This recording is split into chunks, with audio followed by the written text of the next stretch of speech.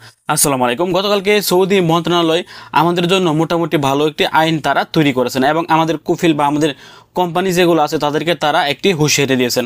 আপনারা জানেন আমাদের কুফিল বা আমাদের কোম্পানি কিন্তু চাইলে আমাদেরকে যে কোনো সময় টার্মিনেট করে দিতে পারে।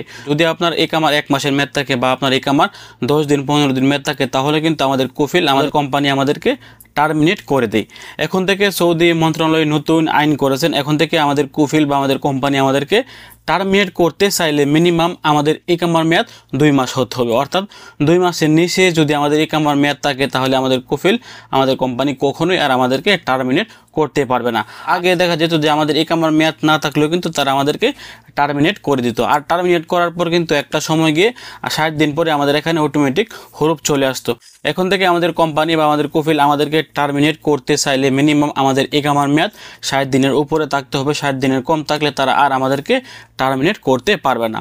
তখন অন্ততপক্ষে যাদের কুফিল বা যাদের কোম্পানি যাদেরকে টার্মিনেট করে দেয়, তারা অন্ততপক্ষে একামার মেয়াদ 60 দিন পাবে। আর এই একামার মেয়াদ 60 দিন পেলে কিন্তু তারা একামা নিয়ে অন্য কোথাও গেলে খুব সহজে কিন্তু অন্য জায়গায় কাফেলা হতে পারবেন। একামার মেয়াদ থাকলে আপনারা জানেন যে একটি আলাদা একটা গুরুত্ব পাওয়া যায়, এবং একামার মেয়াদ না থাকলে কিন্তু যে কোনো জায়গায় কাজের জন্য বা কাফেলা হওয়ার জন্য গেলে কিন্তু আলাদা একটা গুরুত্ব পাওয়া যায়। সেক্ষেত্রে একামার মেয়াদ থাকলে কিন্তু তাদের জন্য অনেকটাই ভালো হবে। তো আজকের এই গুরুত্বপূর্ণ ভিডিওটি শেয়ার করে সবাইকে জানিয়ে দেওয়ার চেষ্টা করবেন, এবং সৌদি আরবের সকল প্রকার আপডেট তথ্য পেতে দূরপ্রবাস ইউটিউব চ্যানেলটি সাবস্ক্রাইব করে পাশে থাকা বেল বাটনটি অন করে দেবেন। ভালো থাকুন, সুস্থ থাকুন, দূরপ্রবাসের সঙ্গে থাকুন। আসসালামু আলাইকুম।